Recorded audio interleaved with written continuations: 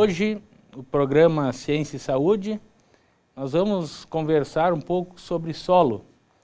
Nós temos aqui hoje o professor Rafael Bortolotto, professor do curso de Agronomia, em que nós iremos então conversar sobre a temática solo. Cruz Alta está, a economia de Cruz Alta, baseada no agronegócio, onde o carro-chefe é a lavoura de soja. E nós, como toda a produção, professor, nós temos uma preocupação então com a conservação desses recursos naturais, recurso solo e recurso água. Quando falamos em produção agrícola, obviamente, e pensamos em solo, nos vem à mente, primeiramente, a fertilidade do solo, ou seja, os parâmetros químicos do solo. E esquecemos um pouco também de falar sobre os parâmetros físicos do solo, que são importantes para a conservação deste recurso natural, e que, em conjunto também, é fundamental para a conservação da água, tão importante para a produção agrícola do município. As características físicas do solo, então, nós podemos falar das classes texturais, fração areia, fração argila, fração silt, a estrutura desse solo, os parâmetros de densidade do solo, densidade de partícula, resistência ao cisalhamento, que são importantes tanto para a agricultura, como também para as construções das cidades, construções hidráulicas. Também vamos falar um pouco sobre as curvas de retenção de água, armazenamento de água no solo, escoamento superficial, quais as relações que isso tem no sentido de conservação dos recursos solo e água, e em que medida esses fatores eles estão relacionados com a produção agrícola. Eu poderia perguntar, primeiro, essas características físicas do solo, elas influenciam na conservação do mesmo e da água no sistema, pensando em que o solo é uma grande caixa de água. Eu queria a tua opinião em relação a esse questionamento. Bom, professor, obrigado primeiramente pelo convite de vir aqui participar desse bate-papo com você. Bom, como vendo assim o solo como uma grande caixa d'água, na verdade, além de uma caixa d'água, o solo também tem que ser visto como como se essa caixa d'água, dentro dela estivesse uma esponja. Porque numa caixa d'água, tu só vai ver o quê? Dentro, a água.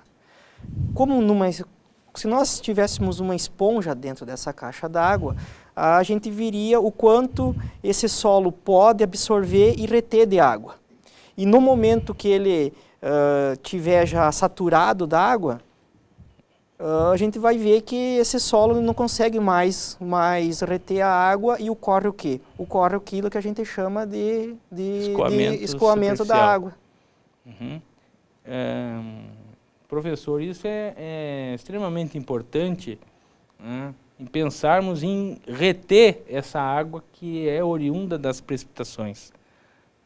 Reter essa água, manter essa água dentro da área, ou seja, no perfil do solo. Não deixar com que essa água ela vá embora. Essa permanência dessa água, obviamente, ela condiciona aos nutrientes a se solubilizarem e justamente ao próprio suprimento hídrico das culturas, aumentando então a produção agrícola, e diminuindo essa dependência que a gente tem, obviamente, das precipitações, ou seja, das chuvas, em relação à produção agrícola. Essas características físicas, elas sofrem influência dos manejos que nós temos da área. Em que pesa isso, professor Rafael, para a produção e para a conservação dos recursos naturais relacionados ao manejo que são dados a esses solos? Que tipo de manejos podem favorecerem e que tipo de manejos esses manejos podem influenciar negativamente a conservação do solo e da água? Bom, se a gente for trazer para o ponto de vista nosso, que somos agrônomos, engenheiros agrônomos, e o nosso objetivo é a produção agrícola, bom, nada melhor então que fazer um bom manejo desse solo. Para quê? Para que esse solo, além de armazenar a água, antes dele armazenar, tem que ocorrer o quê? A infiltração da água nesse solo. Se eu não ocorrer a infiltração, eu não vou ter água nesse solo. Bom, que tipo de manejo a gente pode fazer? Primeiramente, é fazer o quê? Uma boa rotação de culturas. Plantio direto, cobertura no solo. Por que essa rotação de culturas e essa produção também desses adubos verdes, no caso, essa cobertura no solo? Bom, com o diferente leque de plantas, né? Consequentemente, a gente vai ter o quê? Diferentes sistemas radiculares. Com esses diferentes sistemas, eles vão explorar o quê? As diferentes camadas do solo. Uhum. No momento que essas plantas morrerem, entrarem em senescência, né? O que vai acontecer? Essas plantas elas vão começar a decomposição delas, e aonde estavam as raízes, vai ter o que no lugar? Canais. Pequenos, outros maiores, dependendo da planta que estava aí. Além disso, com toda essa gama de plantas, essas diferentes plantas, eu vou melhorar o quê? A biologia do solo. Melhorando a biologia do solo, a vida do solo, eu vou ter insetos aí, diferentes micro-organismos que também vão abrir essas galerias no solo, que por consequência elas vão servir do quê? Como um dreno para que a água infiltre no solo.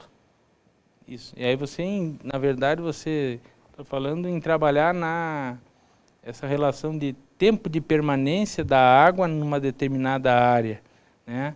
Aumentando isso, e aumentando esses canais de drenagem, né? Você permite que essa água ela penetre no solo, infiltre mais rapidamente no solo, não permitindo então que essa água ela escoe, e esse escoamento causa então degradação, né? E sedimentação, afinal, por exemplo, dentro de um curso d'água ou um rio, né? Que venha então até a afetar a própria bacia hidráulica desse rio, né? Diminuindo então a sua capacidade de drenagem, e aí por consequência evitando então enchentes, né? Não só a redução, né, mas também a contaminação do que estava nesse solo, algum adubo que acaba ocorrendo todo um processo dentro da água, né? Solubilizando esses materiais dentro da água. Bem, então essa mostra dessa forma que você trabalhando, né, aumenta de fato a porosidade total desse solo, né? Isso nos faz pensar que também nós temos em relação aos parâmetros físicos, né? Se há uma diminuição na densidade desse solo, quando você melhora, aumenta a matéria orgânica, né? Aumenta também a porosidade, né? Macroporos, né? Principalmente macroporos, que são os poros de drenagem, não são os poros de retenção, mas poros que drenam a água mais rapidamente para o interior, para as camadas mais profundas, né? Facilitando então com que essa água ela não, né, penetre mais e não seja escoada e não seja perdida, e ela fique dentro do sistema, né, agrícola, o sistema de produção.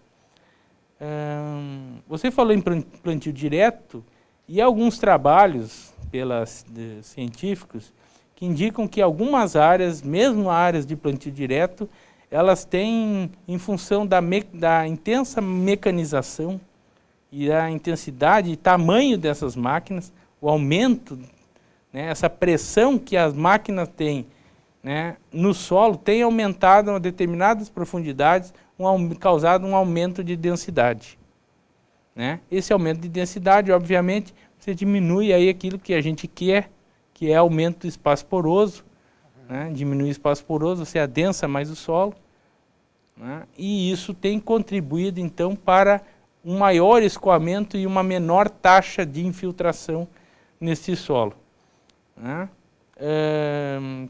Que alternativas nós teríamos para essas áreas, para minimização desses aumentos de densidade do solo, né, em áreas de plantio direto? Bom, João, seguinte, aí a gente pode trabalhar, por exemplo, até com duas linhas. Ainda não existe um consenso, se a gente for ver entre os pesquisadores, sobre o que fazer em uma situação dessas. Alguns que trabalham com plantio direto, eles defendem a linha do que pode ser, que a gente pode diminuir esse adensamento do solo através de uma escarificação mecânica. Porém, também existem pesquisadores que são contra, no caso, porque... De não revolver mais o solo, eu tenho plantio direto, eu não entro com a mecanização e trabalho, na verdade, somente com a rotação de cultura, né? Sim, mas porém, assim, ó, com os equipamentos que existem hoje, essa tecnologia que existem hoje, por exemplo, já existem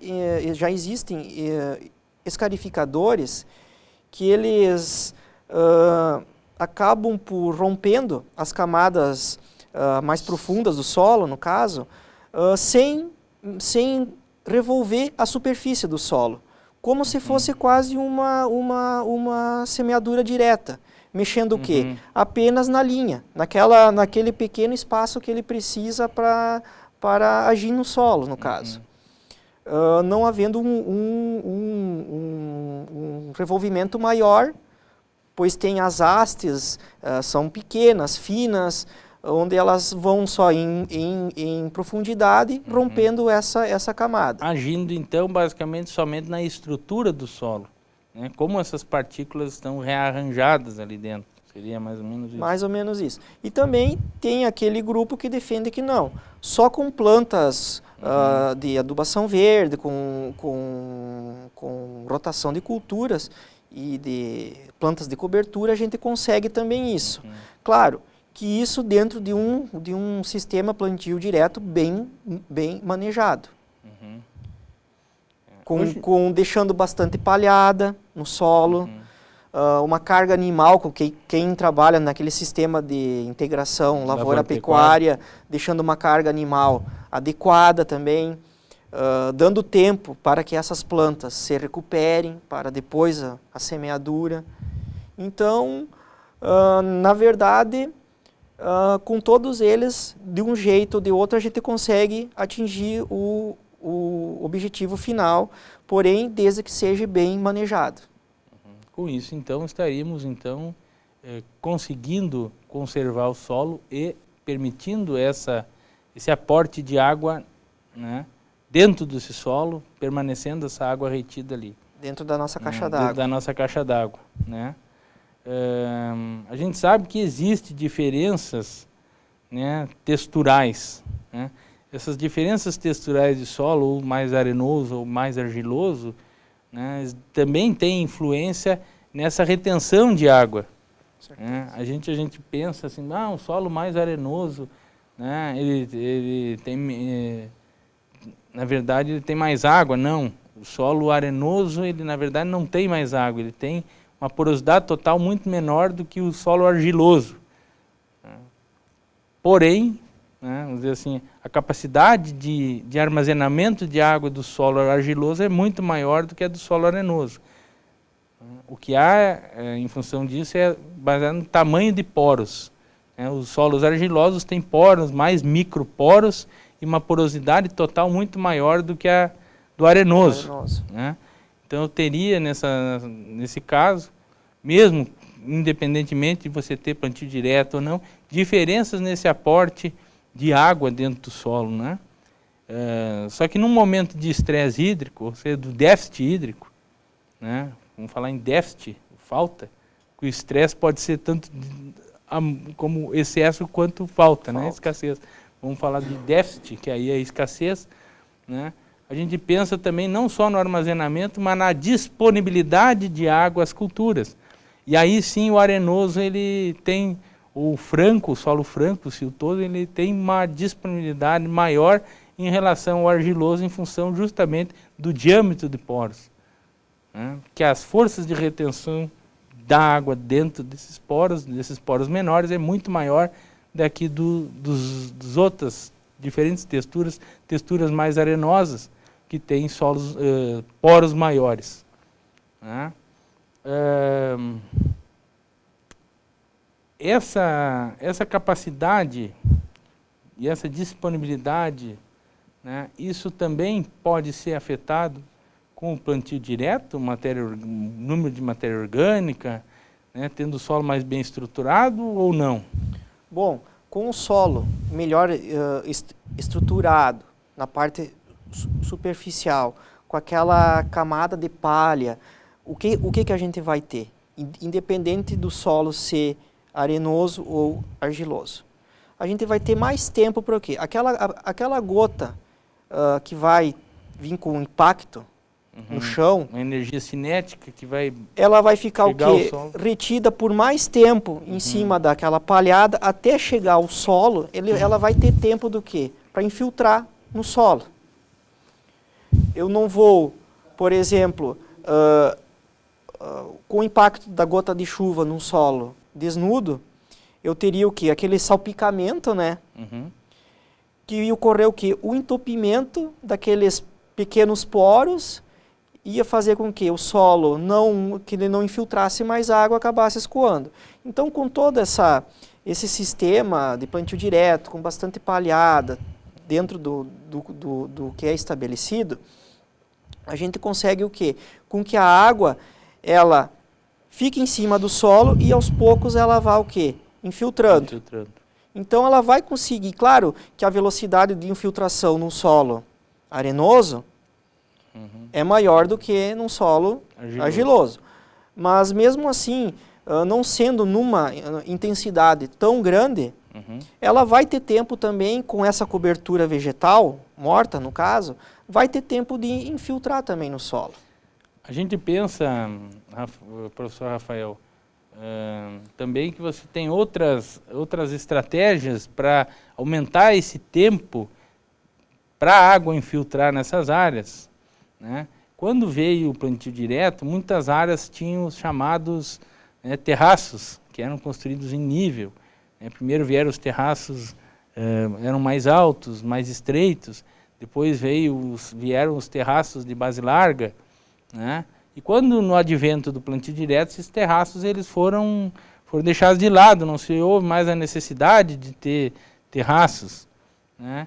E pensando naquela densidade do solo, aumento da densidade do solo e tudo mais, né, no aumento para essas chuvas de enxurrada, vamos dizer assim, onde os volumes de água em função do tempo são muito grandes, né, esse aumento do tempo que você dá para o solo infiltrar, a água infiltrar no solo, né, ele deveria ser aumentado. De repente, mesmo nas áreas de plantio direto, seria interessante, né, muitas vezes você voltar a ter alguns terraços para aquelas áreas mais declivosas, que são mais problemáticas, onde o escoamento ganha uma maior velocidade e com isso ganha um poder erosivo muito maior, né?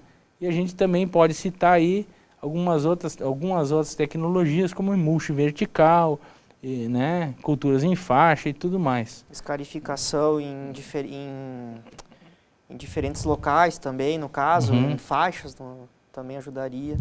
Então a gente vê com isso que não é somente uma técnica ou duas técnicas.